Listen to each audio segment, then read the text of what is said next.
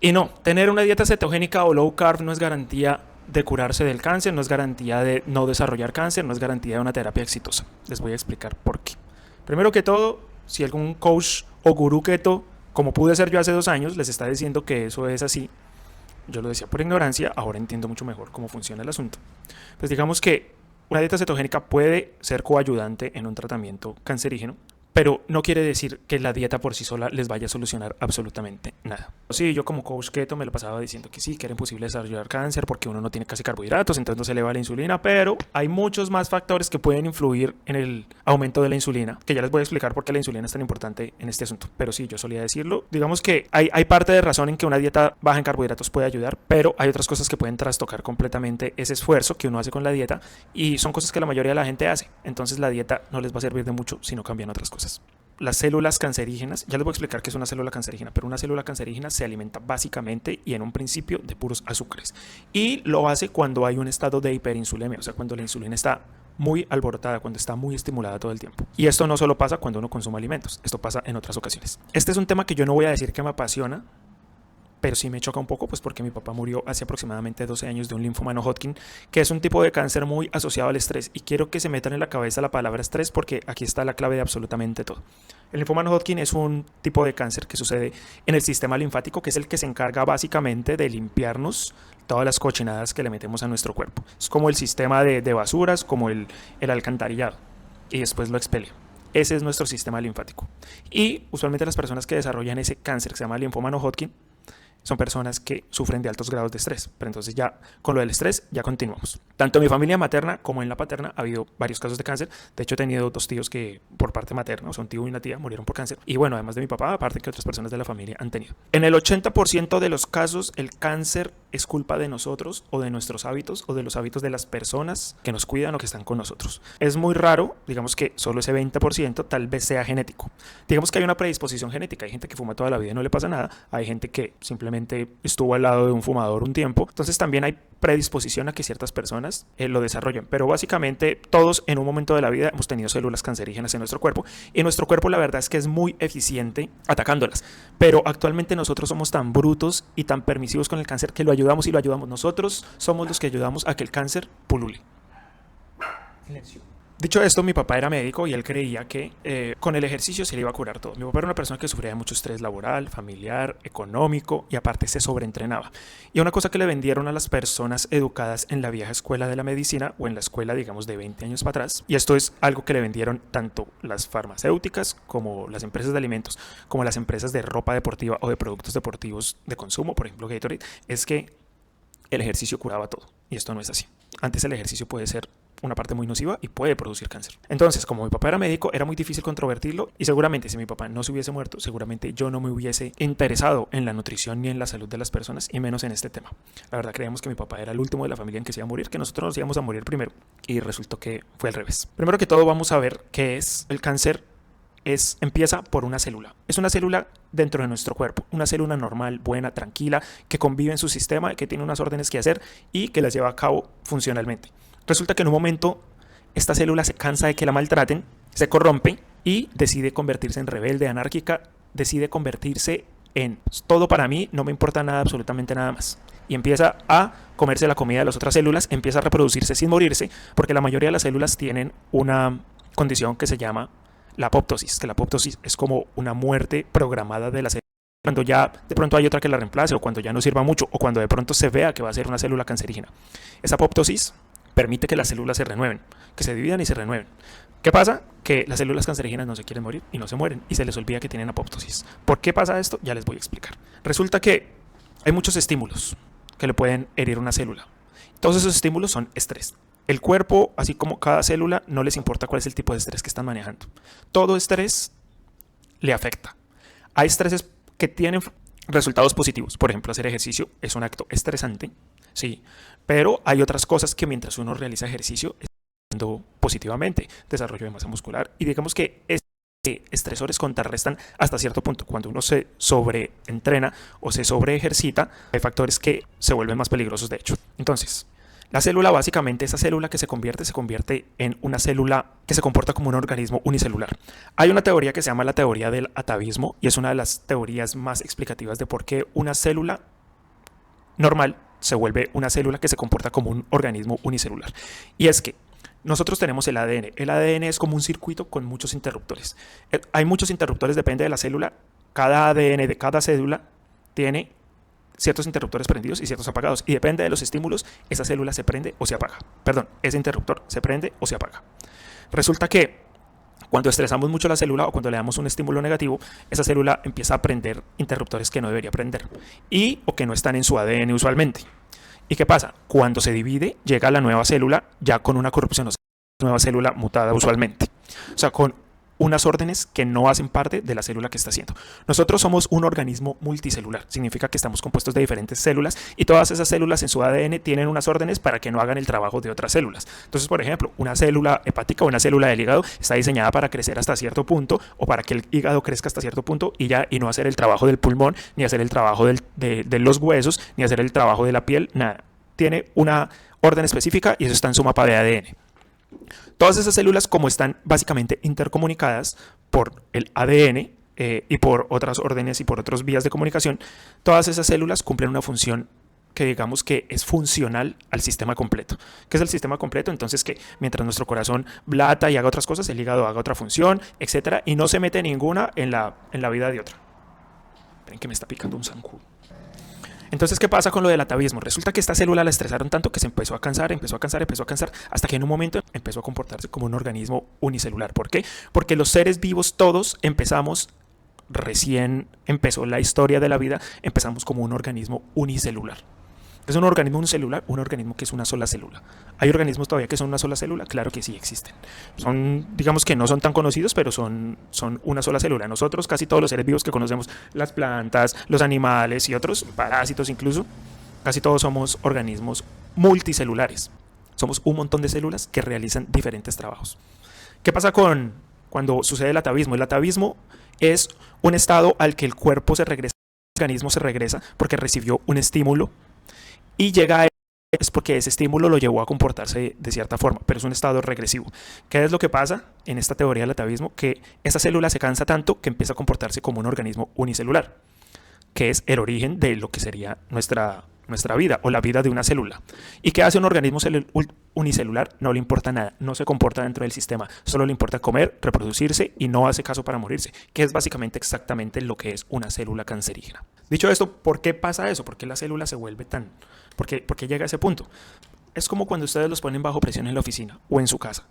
Ustedes en un momento están así bien y los joden y los joden y los joden y los joden y los estresan y ustedes se convierten en otra persona y ya no les importa nada, quieren solo para ustedes. Bueno, eso pasa en muchos casos. Hay gente que se vuelve muy mala, hay gente que se toma un respirito. Bueno, en las células digamos que no hay un psicólogo de células. Entonces muchas veces pasa que crean esas células cancerígenas. Y esas células cancerígenas, yo no voy a hablar acá de todos los estímulos que pueden haber para volver una célula cancerígena o para hablar de elementos carcinogénicos que hay de todo tipo, viruses, enfermedades, mala alimentación, radiación, bueno, un montón de cosas. Pueden pasar un montón de cosas para que una célula se convierta en eso. Eso no lo voy a discutir hoy porque me extiendo media hora más de todos los tipos de cancerígenos que puede haber. Entonces, como se estresa tanto, se comporta de esta forma. Usualmente el sistema inmune la detecta, pero como nosotros a veces le ayudamos a ese tipo de células, teniendo una carga de enfermedad tan alta, estando inflamados todo el tiempo, nosotros como que incluso engañamos a nuestro mismo sistema inmune para que esas células cancerígenas pasen. Como les digo, usualmente las pueden limpiar y nosotros todo el tiempo estamos produciendo células cancerígenas. Es un estado natural. Pero resulta que como las ayudamos tanto, el cuerpo a veces se le pasan y se empiezan a acumular en un solo lado, se empiezan a acumular y eso es lo que forman los tumores. Un tumor es un montón de células cancerígenas. Pueden ser del mismo tipo, pueden ser de diferentes tipos, pueden ser células combinadas de un tipo y de otro. Son los tumores, hay que a profundidad. Pero básicamente lo que crean los tumores son esas células cancerígenas acumuladas. Ahora, esto es muy importante. Las células cancerígenas se alimentan principalmente, mientras están haciendo su proceso tumoral, se alimentan principalmente de azúcares. Entonces van a decir, entonces la lógica de los keto o de los low carb es, claro, si se alimenta de azúcares, pero nosotros no le damos azúcar a la célula cancerígena, pues no se alimenta o no hay un estado de hiperinsulemia. Está bien, digamos que sí.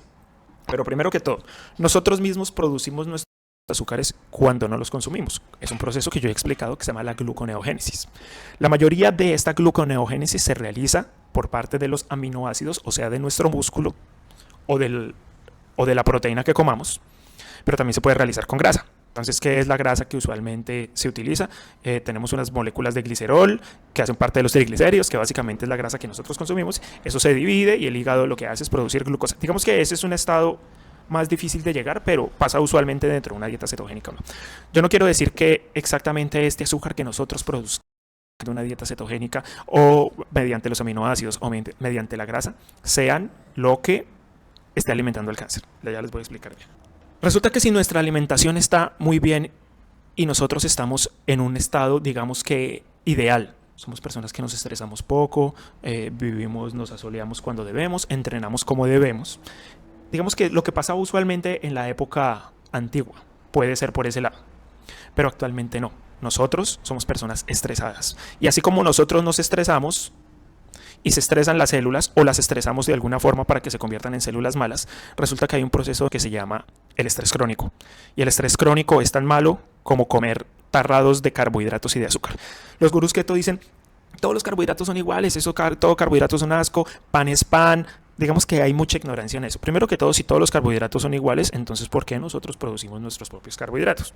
Entonces, no maldiga algo que su propio cuerpo está produciendo. Es como cuando los cetogénicos se atacan y dicen, esa gente que dice que el colesterol es malo, no sabe que nosotros producimos nuestro propio colesterol. Claro, nosotros también producimos nuestro propio colesterol, así como producimos nuestro propio azúcar. ¿Entendido? Hasta ahí dice muy bien, ustedes son muy inteligentes. Entonces, si nosotros producimos nuestro propio azúcar, digamos que no es malo necesariamente consumir azúcar o consumir carbohidratos que a la larga en el cuerpo se convierten en azúcares, se convierten en glucosa, que es un tipo de azúcar, digámoslo así, o en glucógeno, que va y se guarda en los músculos. Acá la clave es la insulina, porque la insulina es la que le permite a las células cancerígenas alimentarse. ¿Qué pasa? Cuando la célula cancerígena come y empieza a ver células encima de esa, empieza a consumir azúcares y empieza a producir nuevas células que se ponen encima de esa y otra encima de esa y otra encima de esa y otra encima de esa. Cuando se reproduce y no se muere, producen una cosa que se llama ácido láctico o lactato. Las personas que hacen deporte, que cuando uno está ejercitándose en una zona que se llama la zona glicolítica, es cuando empieza a consumir más azúcares. Entonces esos azúcares empiezan a hacer el proceso de energía que se tiene que convertir en ATP. Bueno, después doy una clase de cómo se convierte el carbohidrato en energía, porque el carbohidrato no es energía lista en ese momento. Eso tiene que volverse ATP, que es como la moneda corriente para poder gastar, pero bueno, después lo explico. Pero cuando el cuerpo no alcanza a limpiar ese estado, esos metabolitos que deja el consumir azúcar, produce el ácido láctico, y el ácido láctico es fuente de energía de las células cancerígenas. ¿Por qué les sirve consumir azúcar? Porque pueden hacer ese proceso sin oxígeno, en donde no hay oxígeno. Cuando hay oxígeno se consume es grasa. Entonces pueden hacer ese proceso sin oxígeno porque irrigan ácido láctico hacia el fondo del tumor para que esa célula que está abajo siga alimentándose, siga creciendo y todas las células se sigan reproduciendo exponencialmente. Ahora, ¿qué causa el estado de hiperinsulemia en donde las células cancerígenas puedan alimentarse y puedan guardar energía para seguirse reproduciendo? Sí, el consumo harto de carbohidratos. Esto es así. Pero también hay otro estado, que es un estado moderno. Es un estado que nosotros estamos haciendo naturalmente. No voy a decir naturalmente, pero lo hemos normalizado o lo hemos naturalizado ahora, y es el estrés. El estrés crónico es básicamente comer azúcar. ¿Por qué? Y es peor aún. Porque es básicamente comer un montón de carbohidratos. Resulta que nosotros tenemos una hormona que se llama el cortisol, y el cortisol es una hormona de respuesta al estrés. Cuando el cortisol está alto, así haya grasa o así haya lo que sea, hace gluconeogénesis, o sea, agarra nuestros músculos, los divide y empieza a comerse nuestro músculo para volverlo azúcar. Entonces, básicamente, lo que aumenta esta tasa de consumo de músculo para hacer gluconeogénesis es el estrés. Y esa misma hormona hace que, como hay tanto azúcar circulante de nuestro propio cuerpo, hecho por nuestro propio cuerpo, pues alimente a las células cancerígenas, así uno esté en una dieta cetogénica. ¿Cuál es el agravante de estar en una dieta cetogénica mientras uno tiene periodo de estrés crónico? Primero que todo, que nosotros dependemos mucho de la proteína que consumimos para poder crear músculo o para poder hacer otras reparaciones que necesita o en las cuales se utiliza la proteína. Esa es la primera cosa. Entonces, cuando el cortisol hace que nuestro cuerpo empiece a producir azúcares a punta de nuestra propia proteína por tener gluconeogénesis por culpa del cortisol, pues resulta que a la larga se está comiendo nuestra materia prima para reparar nuestros músculos.